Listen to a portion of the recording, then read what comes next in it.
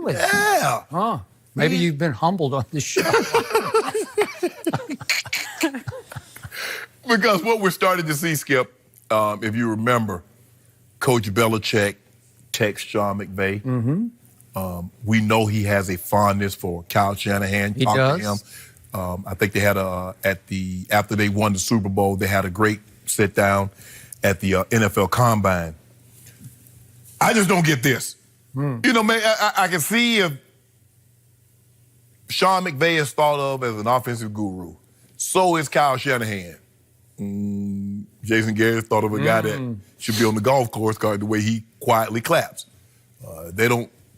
Also, I think that Coach Belichick looks at, he ain't no threat. He like, as a matter of fact, I'm going to show you the playbook. These are the plays we're going to run against y'all. Ain't nothing you can do about it. Maybe that's what I'm thinking. Maybe. You know what, Skip? You know what? You should have came and visited your boy. I got a place up in Sag Harbor. You should have came and seen your boy. But, oh, wait. Sag Harbor? Yeah! Got me a little place up there. Yeah. Yeah, got me a little place up You there. are a high roller. Skip, I don't really know what to make of this. All I can think of is just maybe this was a friendly visit. Catch up on what? I mean, I didn't know these guys were. I didn't know. I mean, look, there's a lot of things we don't know about coaches, but if it was Sean McVay, if it was Kyle Shanahan, Mike Shanahan, but I tell you what, you think Coach Belichick inviting Mike Tomlin, someone that he views that might be a threat in the AFC? I think not. John Harbaugh? I think not. Interesting. So, my turn. And a quick aside before I answer Jenny's question, I just got a text from my friend Lil Wayne, who's very upset with me for my remarks about your man Aaron Rodgers, because he is a big Packer fan, and he is outraged, and he has now invited me to sit in his suite at the Super Bowl, and I'm going to quote him, as the Pack whack the Chiefs in the Super Bowl. So he's predicting Packers-Chiefs Super Bowl, and I'm invited to sit beside him and have to eat these words during that Super Bowl. And I haven't returned the text yet, but I'll just do it live here on air because I'm going to be at a different Super Bowl, and I'm going to be watching my Cowboys play the Patriots in the Super Bowl because this dinner to me was a Super Bowl preview. No, it wasn't. Yes, it was. No, it wasn't. I'm on the record early. Okay. And I'm pretty sure I'm going to stick by my guns. I got Patriots, Cowboys in the Super Bowl. And right now, I would have to give Tom Brady and company a little edge over my that? Cowboys. Yeah. The guy that has the highest completion percentage in his Future first 3 Brady. years? But I'll take the real Brady over the future Brady. Future Brady. But here's the point about Jason Garrett. I covered him when he was the backup quarterback, and he had one big Thanksgiving moment against Green Bay. Green Bay. Yeah. Was your brother on that team? I believe he he was. Okay. Yeah. Wow. So he saw Jason Garrett up close. I think that was 94. I believe it was. Yeah. My brother had 4 touchdowns in that game. But Did he? Okay. No big deal. But they lost. They did. They lost. They did. So I know Jason Garrett well enough to tell you he is a joy to be around because he can really talk, and he's a nice guy with a good sense of humor who doesn't take himself that seriously in just pleasant conversation. Well, then why could Belichick want to be around here? Huh? Well, he's just fun to be around. He knows his football. I mean, normally you look.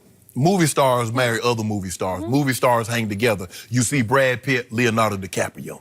They hang out together. Musicians, they hang out together because they got things in common. Yeah. What the hell Coach Belichick and Jason Garrett got in common? One guy got 6 Super Bowl wins. The other guy got 6 playoff losses. What we got in common besides we both head coaches? They coach football. Oh, my Jesus. That's all you need. And yet, Jason Garrett coaches offense to a fault to me because my biggest fear about this year, which could derail this year, is that Jason Garrett will decide he is going to call the plays instead of new coordinators. Like you got 2 or 3 possibilities, but in this case, I'm afraid Jason might call the plays. Well, if he sees the ship going down, he better grab it. Well, he just might, but the ship is going to go up. It's going to stay afloat, and it's going to roll all year long. We got a topic coming up later that might cause that thing to hit the iceberg. Really? Okay, well, we can talk about that, but right here, right now, I think that this was the greatest thing Belichick could have done for Jason Garrett because obviously this year is make or break for Jason Garrett. Oh, yeah. You don't think it would resonate with Jerry and Stephen Jones that they read or hear that, interesting, Jason was invited to Bill's house up on Nantucket, his summer house? No. Really? what would get Jerry and Steven excited if Coach Belichick says, hey, guys, I want to coach the Cowboys in 2020. That's what would get them That excited. has been rumored before, but I don't think that was operating on this summer night. No. This was your basic Midsummer Night's Dream night for Jason Garrett, because this is cachet for him, man. Well, Coach Belichick was bored. He and his wife, a girlfriend, fiance, whatever she is, they had, they were. I mean, it gets lonely up there in Nantucket. I mean, you really. Oh, I love Nantucket. If you're not really close to a whole lot of people, everybody minds their business. That's the thing that I like about places like that. Like here, people mind their business. They ain't bother me. They see me walking the dogs. They go back in the house. They don't even say anything to me. I like that. They don't bother you. So in Nantucket, it's giving you this time of year, everybody's getting ready to go back to play football. He's like, would you like some company? He's like, she's like, sure. Unless Jaws gets sighted out on the water. So he's going through his Rolodex, like Coach Tomlin, no. John Harbaugh, no. Anthony Lynn, no. Vic Fangio, no. Who can I call? Here's a guy that Think he got to the bottom? Yeah, he's like, okay, this guy right here, they got no chance of beating us. Hey, Nathan, what are you doing? That's what it was. Would you like to come up to Nantucket? Sure, come on up. That's what that was. I'm sure a great night was had by all, because Jason can really light up a room. He can take it over. During games, he can't light up a football team because he mostly just claps for everything. Well, Coach Belichick has a great personality away from the football field. You get him away where he's not in that moment where the most important thing to him is winning that game. He's a different guy. Been around him at the Pro Bowl. He's great. He's unbelievable. Really? Tell great stories. Funny, great sense of humor. I don't know about the other guy. But I like Jason. I like Jason too. I believe the Dallas Cowboys are going to take Jason for a great ride this year. They're going to win in spite of him, and I'm hoping that he sees his way clear to not try to be Bill Belichick of the offense and just stay in the background and clap, and we'll be just fine. No, because he was 2016, he was Coach of the Year, and you still didn't give him no credit. You say they did, well, that was because of Zeke, that's because of Dak. He had nothing to do with that. So he was Coach of the Year, and you still won't give him any credit. He wins the Super Bowl, which is not going to happen, Jerry. I want to make that abundant. And break through. No. Here we go. The only thing he said I'm trying to break is the bank. Jerry, I need that money. Break bread. Where y'all going to pay the man? Jerry will figure all No, Jerry. Well, Jerry, he's like, I'm tired of you figuring it out, Jerry. Here's a calculator. Here's my number. Your only hope of derailing my Cowboys is financial. Financial ruin. Salary cap hell for everybody, right? That's your only hope.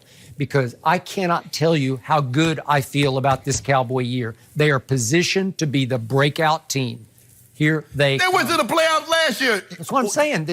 They're right on time. To be a breakout team, Skip, you know you have to miss the playoffs the year before to do something that people don't think you can do. Okay, but a lot of the preseason polls have them like as the fifth in power rankings, have them like 15. Okay, they're average team. All right, so they're average. Yeah, okay. So when that qualifies a breakout year. Because they went to the playoffs last year, they lucked up. Okay, they lucked up and they should have won 2 playoffs. No, they should not have. No, they and they're going to win 2 because they're going to win the East, so they're going to have a week off, and they're going to win 2 to get to 3.